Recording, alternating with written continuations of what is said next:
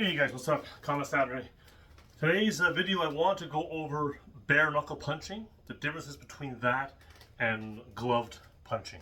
Okay, so obviously gloves have been in use for a long time, since the Marquis of Queensberry rules in the 19th century. Okay, but bare knuckle boxing is of course still done in different sports. There is bare knuckle boxing. There's also left way, where they allow headbutts and elbows and things like that. Okay, so and of course if you're on the street, you're not going to have gloves. Okay, so it's a useful skill to have. Okay, glove punching by all means is very good. All right, and I mean it's you need to have safety when you train, of course, but it is useful to understand some of the tactics and the finer points of bare knuckle punching. Okay, so the first thing is bare knuckle punching. You don't have the luxury of having gloves on. Okay, so gloves can still, like, you can kind of just put them on your cheeks, sort of, or very close to your cheeks, and you have like kind of a big pillow here, sort of, right? I know there's more to it than that, but I mean, you have big padding and stuff. So by keeping a very tight guard here close to your face, it's possible to block shots and things. But if you're bare knuckle, you don't have that. Shots are just going to sneak through.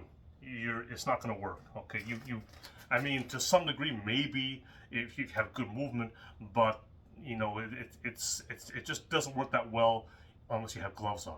Okay, so what you really want is you want to have one hand near your chin, and the other hand has to be a little extended more. Like, on the side, it's more like around here, maybe. Okay, don't have them right here. Don't have them here. I see some people doing this, like that, but then you're all open here. Okay, you want to have your elbows in, right? Protect your body and things, and also keep in mind as well that people try and do takedowns and things. You want to have that too. So you want to be maybe like just a little more square. Okay, and you also want to have the elbows in, one hand closer to chin, and one hand a little further out. So this way, rather than trying to do it like that where you're really tight, you're able to kind of like parry, whatever. You have it gives you more ability to punch better too, because sometimes you can use your hips, right? Or you use your hips to try and connect your hands with your hips and things. Okay, so that's a big factor as well. Okay, the other thing too is you want to have actually slightly open guard. Okay, now in classical Wing Chun, we're taught to have your hands right on center. Okay, and that's good once you already have a bridge contact. By already have contact, then it's fine, because at that moment you're so close, you want to take that most direct route, of course. Okay, but if you've got a distance, whatever, you need to have a little bit of space, because things could be coming in the center, things could be coming out here. Okay, if you're too focused on this, okay, it's very easy to get hit here. Okay, you can get hit with hooks and things like that. Okay, right. But out here, right, you have a bit more options. Okay, so whether that could be a parry, whether it could be like a movement, whatever. Okay, an outward parry. Okay, you have a few more options. Okay, and also when you're like this at a distance, if you've got a bridge, like in close range quarters fighting, you need to remember that a lot of the tactics work because you already have contact. That's why things like Chi Sao is done a lot, because you already have that bridge contact. Okay, but if you don't have that and you're kind of forcing it in the center, it doesn't really work that well. Okay, you need to have a bit more open, and as you get closer, it closes in. Okay. Now the other thing too is the angle of fist. All right. Now, generally speaking, okay, so the first thing is that you want to definitely avoid hitting with these bottom small knuckles here, the smallest ones in your hand and most easily broken. That's the boxer's fracture. Okay, you want to avoid hitting with those two. You want to really focus on the big middle knuckle right here. So that might it might go over to the first two here, or it might go over to the bottom three, but never ever focus with this knuckle here, because your chance of breaking is very high. Okay, so three knuckle landing, Jack Dempsey talked about this. Mexican boxers punch with vertical fists. Bruce Lee spoke about it. Okay, what's his name? Jim Driscoll, Gentleman Jim Driscoll. Jack Driscoll, something like that. But there was a book called The Straight Left by a British boxer. I think it was Jim Driscoll, I think. And and he again spoke about both the three knuckle landing. It's very powerful. Okay? That being said, though, two knuckle landing here also works well. So it all depends on the angle of fist. So probably the safest way to punch is going to be either vertical or 45 degree. It's 45 degree, vertical or vertical. You're going to still hit with those three bottom knuckles, okay? Now, if you were to punch with the big two knuckles, now that can work too, but you would then do a corkscrew. See, now it's actually inverted a little bit, okay? And that works better than just being completely horizontal if you invert it. So it's either here, here, or here. Because here, then what's going to happen is I'm going to kind of twist my fist only slightly, ever so slightly, okay? And go, boom, okay? Force the body, hit a corkscrew shot. You can go like around, like someone's hand here. Maybe go around them a bit, okay? So that works very well as well, also, okay? All right. Now I'm not. I know people practice with vertical punch, with horizontal punch too, and I know it, and to make it work. But I think it's better to do it this way. Another reason why it's good is for defense as well, because if you have it over, you have more coverage here. See, I'm covered here. See, my shoulder protects me, so I have a bit more coverage that way. So why not take advantage of that too? Okay, all right.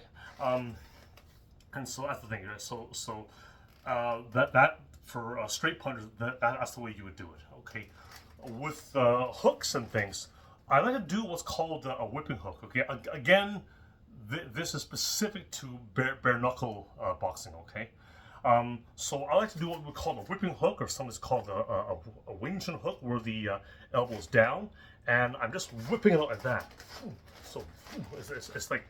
So it stays really tight like this. So it's almost like a straight punch, but it's just a slight hook. It's like whip. Okay. The good thing about that is that if someone tries to roll underneath you, I'll catch them with my elbow because it's down so low. I'll catch them. Okay, so that's the good thing. In the bare knuckle days, what people would often do with hooks, and they still do it Lethwei. You see this. Lethwei is a Burmese martial art. They call it the art of 9 limbs. It's everything. Feet, knees, fists, elbows, and head. Everything, okay? But what they'll often do is to do this. They come around like that. So, and they're hitting with knuckles here, around. So that's very good. You come around the side, that can be a kind of a sneaky hit, okay? Now, it is a very wide arcing motion, so, it can work, but I personally don't really like it that much. It's a bit too wide. If I was going to do that, I would prefer to use a palm, honestly. But some people make it work, so what the hell, okay? That's another kind of hook, like a longer range hook, okay? So you have the whipping for closer range, the whipping punch, right? You can also go a bit longer too. I mean, there's my straight punch, and there's my whipping punch, which is pretty much the same range. So I could do a straight punch, right? Slip a bit, right? And then do the whipping punch, right?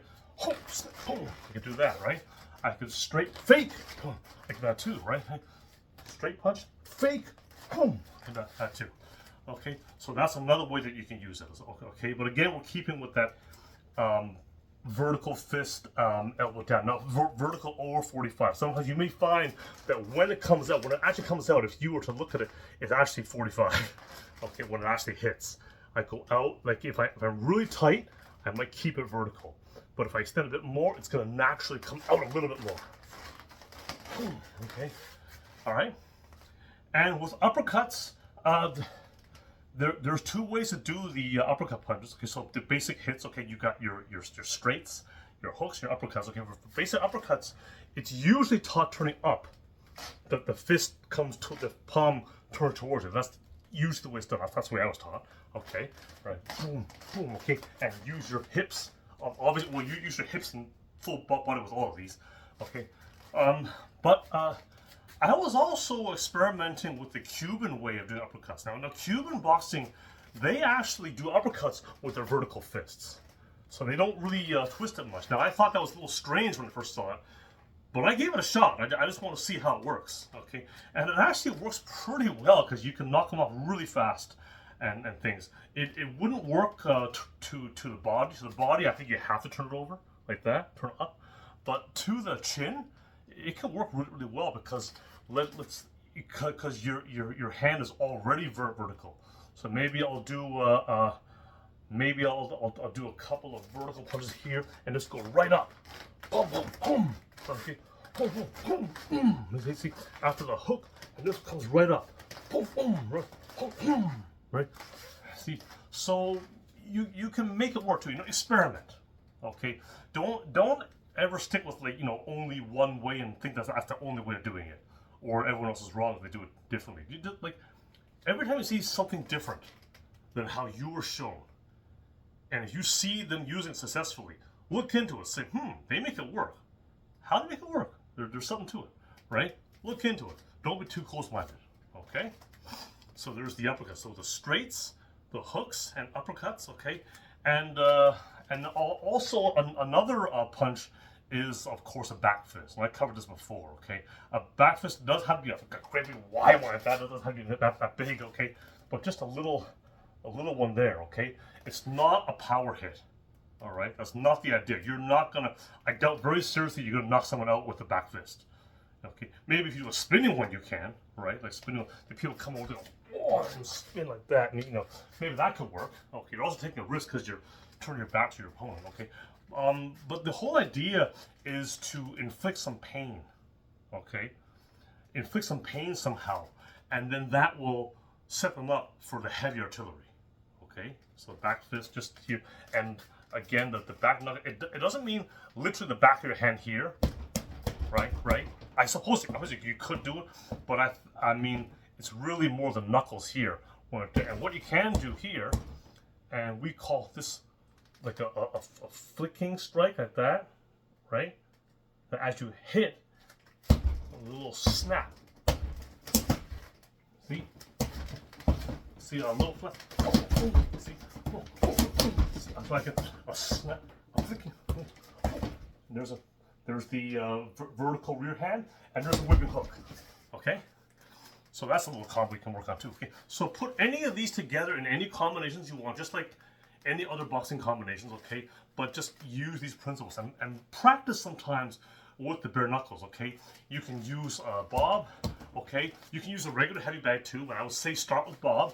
I also have a large canvas bag over there, like a wrecking ball bag, which is filled with like a bag of sand and rags, okay? And it feels almost like a human body, so I can really dig into it, okay? Try and work these punches on things like that before going to like a regular heavy bag, okay? And eventually, of course, do that too. Okay, but try to work on that. I gotta say, I really like the wrecking ball because it swings more than a regular heavy bag will. So it forces me to use more footwork and more head movement and things like that, right? But the other thing too about it is that it feels like a human body, like a natural person does. Okay, it's very realistic. So when you punch it with your fist, it kind of sinks in. It doesn't bounce off. You're digging into it. You're sinking into it. Okay. So there you go. All right. So that's some of the methods of doing the bare knuckle boxing. Okay. Now it is it is definitely a valid martial art in its own right. It's not done too often nowadays. Because most people use gloves, but it is a good skill to practice. All right, and it it ties in very closely with things like Wing Chun and of course there's like street boxing, things like that. And the other thing too was I think I mentioned before that when you have the hand like what a bit more extended or whatever, it can be good because if someone is trying to do a takedown or something like that, okay, and your elbow's down, you got something there. If it's up here, okay, especially up here, that you're wide open, okay.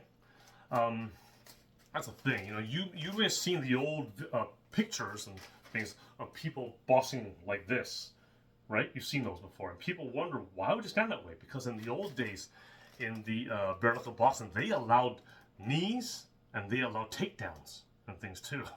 All right. So when you look at that, like, okay, so sometimes you see something that may not make sense, and then it's the rules of what they're doing, which explains why they do things that way.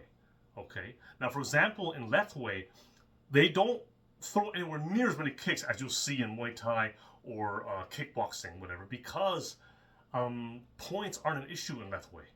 You only win by knockout. That's it. So they don't care about points. All right.